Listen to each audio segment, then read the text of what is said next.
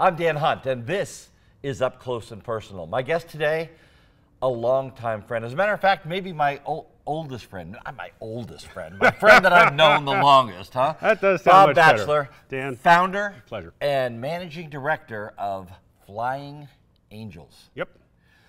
We're going to talk a little bit about Flying Angels, but before we do that, let's talk about you and how you got from this little kid to the founder and managing director of Flying Angels, whatever the heck that is. So, Bob, you grew up in Philadelphia. Yes, I did. Tell me about, growing up. Who was your hero?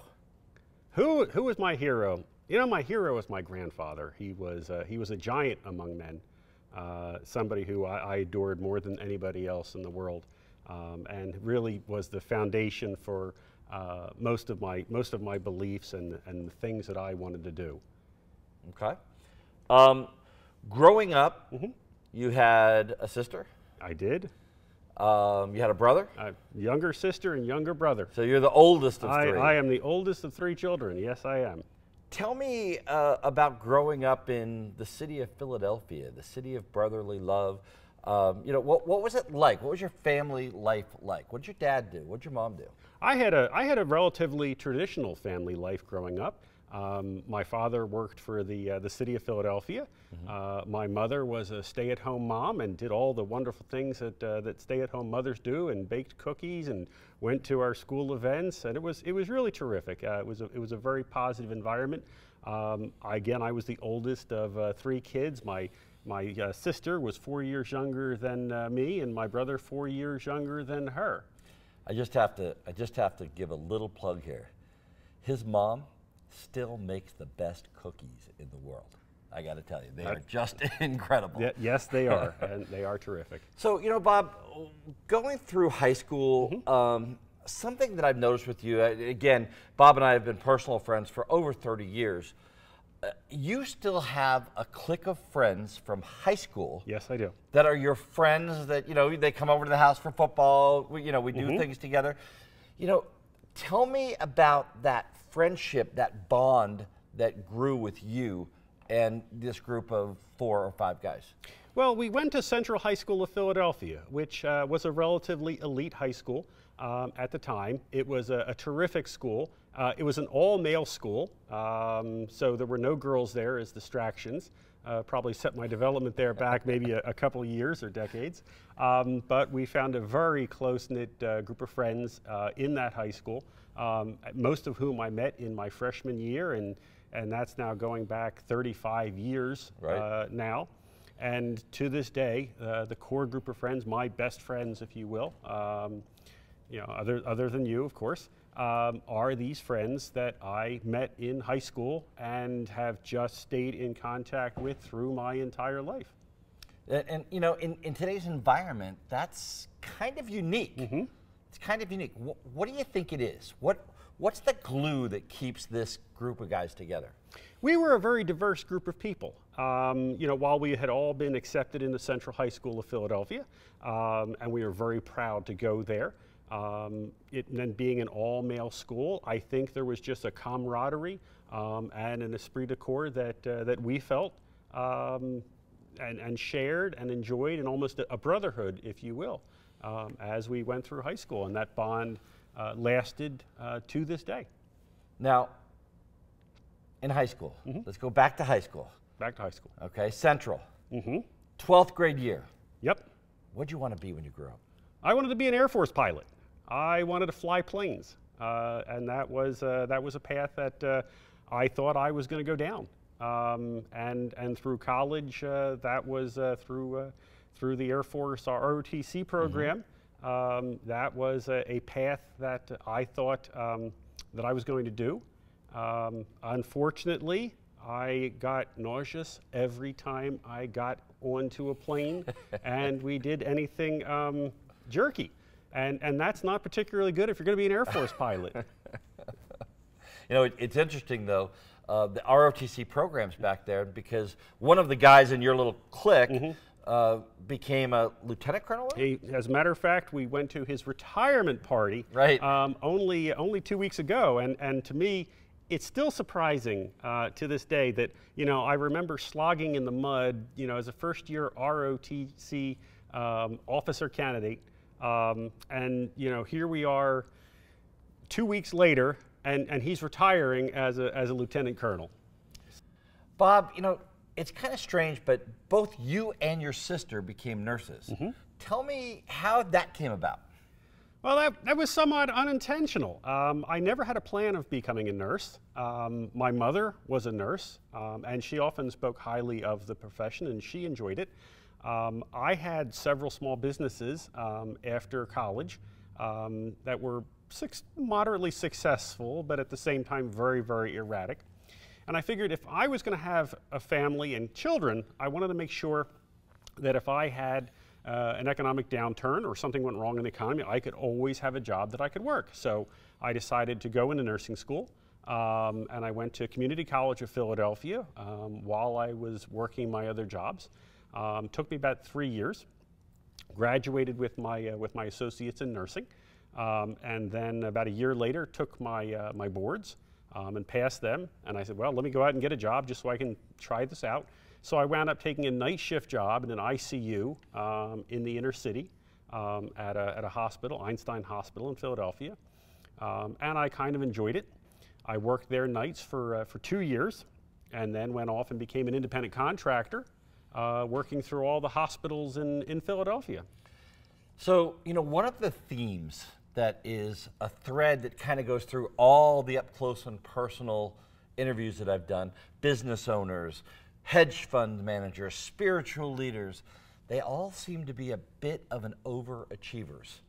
Now I'm going to show you guys what an overachiever is, because what I want you to do right now, this is very unorthodox. I want you to stop the video for a second, and I want you to look down in the description. Because when you stop the video and look in the description and you look at Bob Bacheler, RN's name, it's not just Bob Bacheler, RN.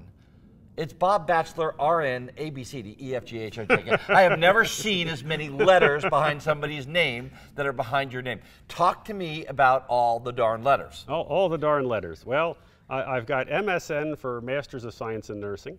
I have CCRN for Critical Care Registered Nurse. I have CFRN for Certified Flight Registered Nurse. And I have CDP for Certified Dementia Practitioner.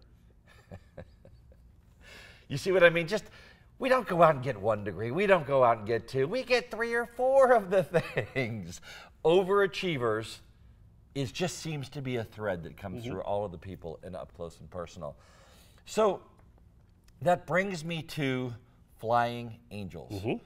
Flying Angels is a company that you founded, and why don't you tell the viewers a little bit about what Flying Angels is? Well, Flying Angels, we are a medical transport company. What we do is we have nurses around the country, and around the world actually, who fly with people who have medical needs on the commercial airlines like Delta, United, Lufthansa.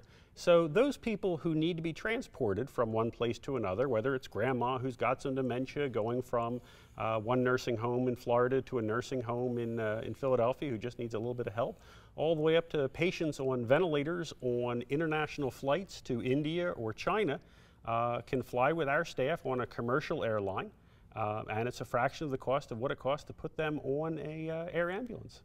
And they actually fly on a commercial airlines with a certified nurse? They fly with one of our team. Okay. All of our team are critical care nurses with flight physiology training. Most have been nurses for 15, 20 years or more, so these are pretty high-speed people.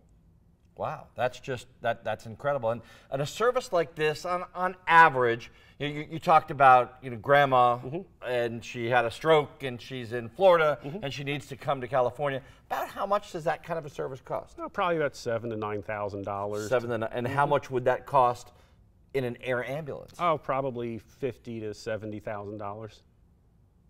Wow. Yeah. Wow. Yeah, about so about 10 times. Yeah, we're a fraction of the cost, and if we're going to places like India, you know, air ambulance may cost you $300,000, where we may cost you 30 or 40.